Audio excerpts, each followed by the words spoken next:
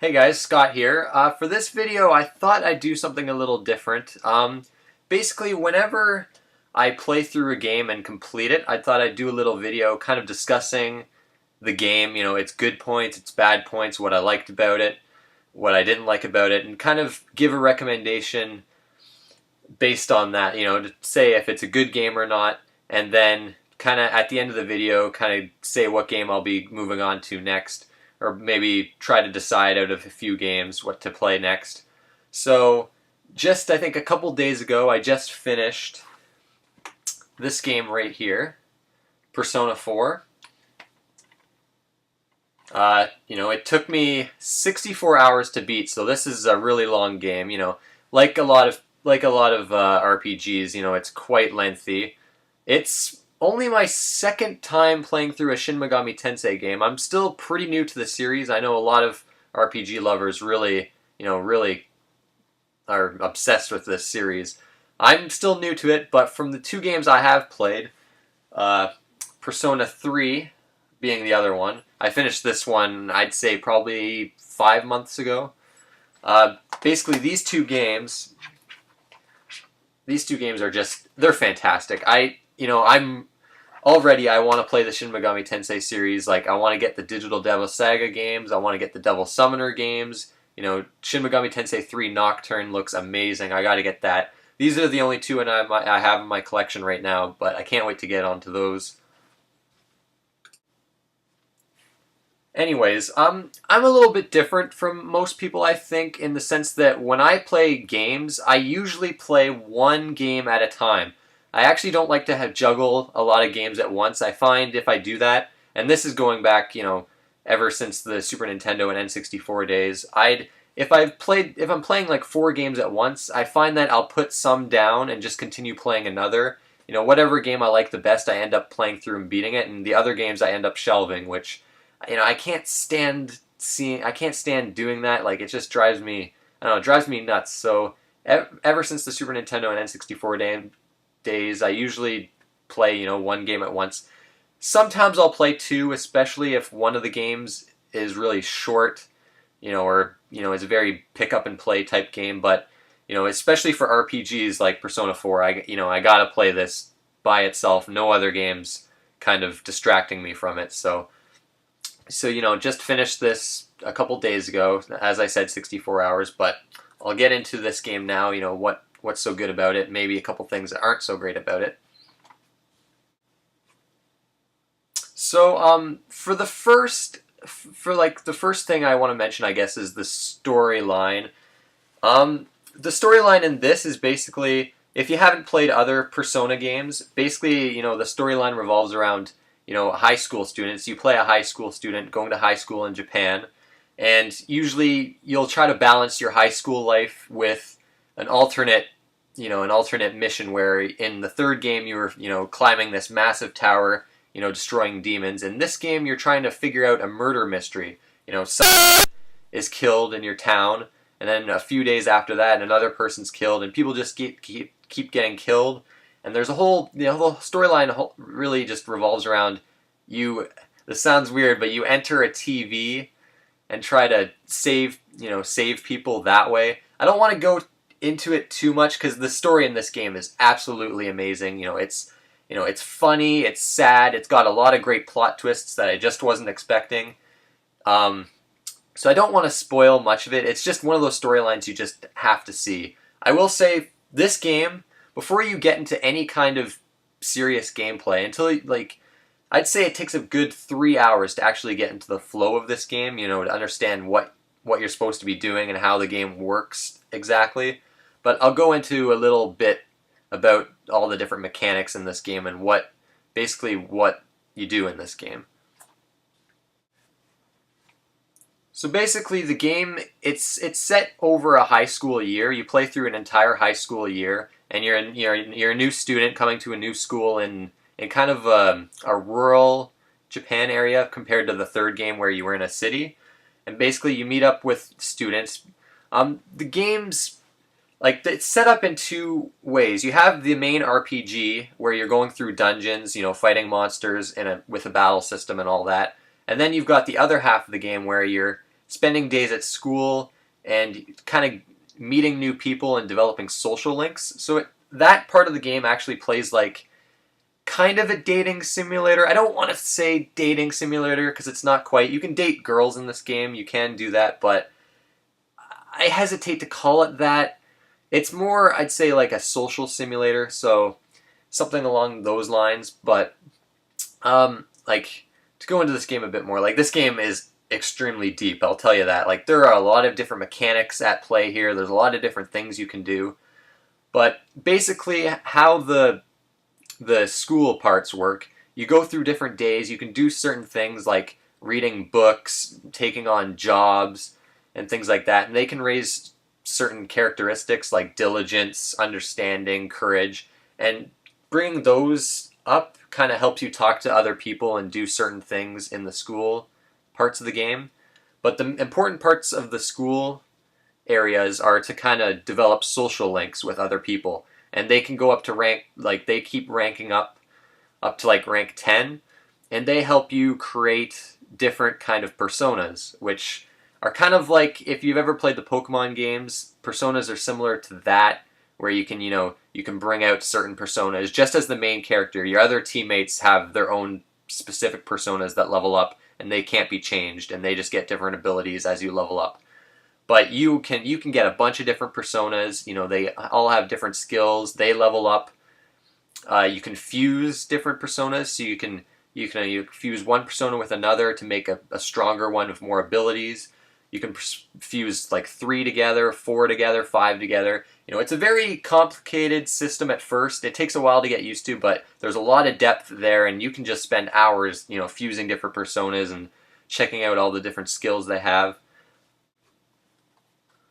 So developing the social links kind of levels up different personas. Like when you fuse personas, you can get bonus experience depending on, like, each persona is basically tied to a social link. A social link could be like a justice social link, a temperance social link, a fool social link, and each of those kind of tie into different personas. There can be a fool persona, a temperance persona, things like that. So the higher you are in a social link, the more bonus experience can be applied to a persona that you make of that social link. So it's very helpful to talk to people in your social life, which is the school parts of the game. In terms of the dungeons, you're basically going through dungeons. They can have up to, I think the highest is maybe 11 floors. There's some smaller dungeons too, but you're basically going up or down certain floors. The monsters that you fight, it's not random encounters. You see them on the, in the dungeons, and you can attack them with your sword to get kind of an advantage or a disadvantage if they attack you from behind. The battle system itself it's a standard turn-based system, but it's all about weaknesses. Each monster in the game has a certain weakness, and you have to exploit that weakness. So, say you have a fire persona. They have like a fire ability, which would be called Agi, which I'll get to that later, how the abilities are named, and that's a weird part of these games. And the monster you're facing has a weakness to fire. If you use Agi on that monster, it will be damaged, and it will say weak, and the monster will fall down. Now, if all the monsters you're fighting fall down, so say you're fighting 3 monsters, they're all weak to Agi, use Agi on each one, they'll all fall down, and you can do like a group attack at that point. So you just, press the X button, all your characters go up for an all-out attack, and usually every enemy will die right there. So it's really important in this game to exploit the enemy's weaknesses. If you don't, you'll get killed. Like, this game is not easy. It's not super hard. It's not like, oh my god, crazy hard, but it's definitely a challenging game. You have to exploit the weaknesses, and bosses will just, I don't know. I found a lot of bosses in this game the first time I played them. If I didn't know the proper strategy, I'd just get creamed. But once you do figure out the proper strategies, they're not too bad. I think a lot of the bosses in this game maybe have a bit too much health for my liking. I'll tell you right now, the boss battles can take anywhere from 30 minutes to even upwards of an hour in the case of the later bosses in the game, which is, I think that's a bit too much to ask of a lot of people. I mean, not everyone has that amount of time to put into a game, but anyways, it's not a horrible deal breaker. But the battle system itself, it's very fast. Your teammates are set on an AI, like they'll do whatever they want. You can actually, the difference between this game and Persona 3 is, in that one, you couldn't actually set their tactics, your teammates' tactics. They just, do whatever they wanted. In this game, it starts out like that too, but you can actually set them on their own tactics. You can tell them what to do. You can have them act freely, conserve HP, go all out, things like that. I didn't mess around with that stuff too much because, for the most part, the AI in this game, like the third game, is phenomenal. Like they will properly exploit weaknesses, especially once you figure out what monsters have certain weaknesses, which, actually, I forgot to mention that. You can analyze each enemy to find out what weakness they have. It's mainly a trial and error process up until that point. You have to try different elemental moves to find out the weaknesses of the monsters, but, that's half the fun of the battle system. The battle system, it's really fast-paced, especially compared to a lot of turn-based battle systems. I definitely prefer a more action-based battle system. I love the Tales games and how their battle systems work, but as far as turn-based goes, you can't really get much better than this, in my opinion. It's really fast, it's really fun finding out the weaknesses. You've got a bunch of different abilities and personas at your disposal. Just, every battle is just a lot of fun. So basically, the game is split off into those two sections. You'll be, exploring your school and your town, developing social links, talking to people, raising characteristics, while at the same time deciding when you want to enter a dungeon, and fight monsters and then level up, and solve this murder mystery. So it's set up into those two sections, a day at a time. So it's based on scheduling. You have to really schedule out what you want to do every day. You got to think, okay, what do I want to do this day? Do I want to go into this dungeon? Do I want to talk to this person? Because everything you do in this game can waste, a day. And you have to actually take into account the weather in this game. I'm not going to tell you exactly why, but you do have to take that into account. You have to take into account what days it's raining. Again, there's a lot of things at play in this game. But I think in terms of the gameplay, I think that's all I want to mention. It's just a really fun game. It's so addictive too. The way this game is set up, you never tire of it. It's so fun just going around the school talking to people, because I'll tell you another thing, the characters in this game are just flat out amazing. Very realistic characters. Some characters in this game, you don't, their personalities, you don't really see too much of them in other games. Now, this being a Japanese RPG, there's a lot of these really funny, drawn-out kind of skits, I guess you call. There's a long scene taking place in a hot spring, which, if you've played the Tales games, the hot spring scenes are, really funny and a bit cheesy, but they're definitely funny, which I'll go into that too. This game is hilarious. I don't laugh too much playing video games. I find a lot of them just don't have much humor to them, and this game's definitely got its sad and dark moments, but a lot of this game is just really funny. I just laughed out loud quite a bit during this game. I'll go into the visuals now. It's got a typical kind of, I don't know if you can see there, on my bad iMac camera there, but it's, I don't know, the graphics, I definitely love the visual style of this game. It's nothing too advanced. I mean, this is a PS2 game after all, it's nothing crazy. Although I can't wait to see what they do with Persona 5 if that's on next generation consoles. I can't wait to see what the visuals will be like then. But, really, kind of funny animations and, a great visual style. Nothing to complain about there. The music, on the other hand, now the music in this game is phenomenal. I don't a lot of it is kind of corny, it's a very J-pop, J-rock influenced soundtrack. A lot of the songs in this game are just infectiously catchy. You'll just be humming them all day. You'll go to sleep and you'll just, you'll think of these songs. Just, the fact that this game is so long, 64 hours, and you hear the same songs over and over again, they do get stuck in your head, but they don't get repetitive, which I found odd. But the soundtrack, very fitting to this kind of game. The battle theme I just love. Every time the battle theme kicks in, I'm just like, yeah. It's this nice J-rock theme. But yeah, the soundtrack in this game is phenomenal. Not quite up to Persona 3 soundtrack. I definitely like that one a bit more. but this one definitely has a great soundtrack. And if you get, I think all the Persona 4 games actually come with the soundtrack, but yeah, the soundtrack's in there, so that was nice of them actually to include that, because the soundtrack in this game is phenomenal. So this game, I just I adore this game. I will say, it may not be for everyone, the high school thing. I know a lot of people actually consider the Persona games the worst sub-series of the Shin Megami Tensei games because of the high school stuff, the social link stuff. If you're not into that so much, I can see this game maybe being a bit tiring. A lot of it is kind of, corny and cheesy, but, as someone who just, I graduated high school not that long ago, kind of a long time ago, but not that long ago, it's just reminded me of my high school experience in a lot of ways. I found that just really engrossing about this game, the high school stuff. Just a lot of it kind of spoke to me, I guess. But I can definitely see some people not getting into that part so much and just wanting to get to the RPG part of the game.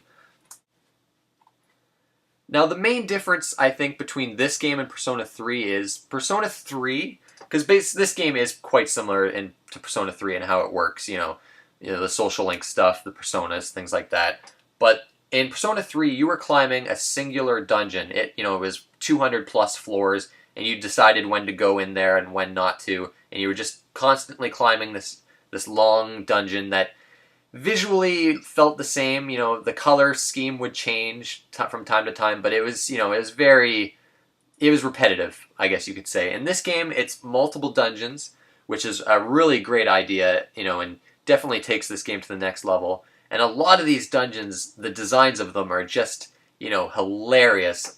I won't spoil the dungeon designs in this game, but there is one that just had me smiling the whole way through. The music, the design of it, just fantastic. Definitely play this game for the dungeons. The dungeons themselves are fantastic. I wouldn't say in the layouts themselves, they're pretty simple, some doorways, hallways, no puzzles or anything like that. But the visual designs of the dungeons are, excellent. This game can be a bit grind heavy at times. I had to grind a bit to kill certain bosses, and there's a bunch of optional bosses that you can fight in this game that require a bit of grinding, and you got to go through the dungeons from the first floor to the last again, which that can get kind of repetitious. I'll have to say that.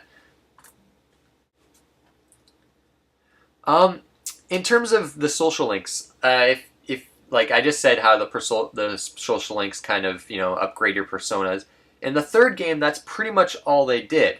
In this game, however, if you start up social links and rank them up with your main characters, the characters in your party, which you can do social links for characters that don't even join you in the dungeons, but for your party members, the social links in this game are much better in the sense that every few levels you'll gain new abilities. For instance, one of the abilities, they'll take a mortal blow for you in battle. They can do a follow-up attack. The analyzing character, can analyze where enemies and chests are located in the dungeon. So those kind of abilities were a great improvement over Persona 3. I really enjoyed that part of this game. So I guess summing up Persona 4, what I liked about it, pretty much everything. I think this game is pretty much perfect in my opinion. I love the characters, I love the storyline, I love the music, the dungeon designs, the battle system, the social links, the persona fusing, the talking to people, carrying on your school life, scheduling, everything about this game. I just love. This game is fantastic. I can't gush over this game enough. In terms of the things I didn't like I said before, it's a bit grind heavy. It can get a tad repetitive at times. I kind of prefer the flow to Persona 3. Like in this game, you kind of have to go to the dungeons when the game wants you to. Like the game's set up in a way that there are time limits in this game. You're gonna want to go to the dungeons more often than you went to the dungeon in Persona 3, on the other hand. So there's that I'm not too big on, but that's about it. I really can't find many faults with this game. It's just an excellent game. So for the Shin Megami Tensei series, I definitely want to dig into... I think next I'll probably try to get my hands on Nocturne and go through that. I've heard that game is relentlessly difficult, so I'm a bit worried about that, but the game looks like a lot of fun. I'd say if you were going to get into this game, I'd say start with Persona 3. Persona 3 is an excellent game as well. Like I said before, I like the music in this one better. I like the flow of the game a bit better. Other than that, though, Persona 4 does everything else better. But if you were to play Persona 4 first, this game, and you went to this game, it might not seem as good. I don't know, you may drop this game because Persona 4 feels, like a full sequel. It has a lot of improvements. So I'd say start with this game, because this is another fantastic game that must be played. They're both around 65 hours long, so you definitely have to dedicate the time to them, but I'd say it's worth it, because these games are just, they're both so much fun to play. But that will about do it for this, I guess, discussion on Persona 4, what I thought about it and if you should play it or not. In terms of the next game I want to start, I think I'm going to get into this. Baten Kaitos for the GameCube. I've heard amazing things about this game. I really want to delve into this one. It's another long game, but I can't get enough of my RPGs. I gotta play my RPGs, so this is the next game I'm going to be starting. I don't know how long it's going to take me, but I'd say probably another 50 hours at least, but my next discussion video will definitely be on this game. But I hope you enjoyed that video. Definitely play Persona 4. If you're an RPG fan, you have to play Persona 4. It's just an amazing game, and I loved it from start to finish.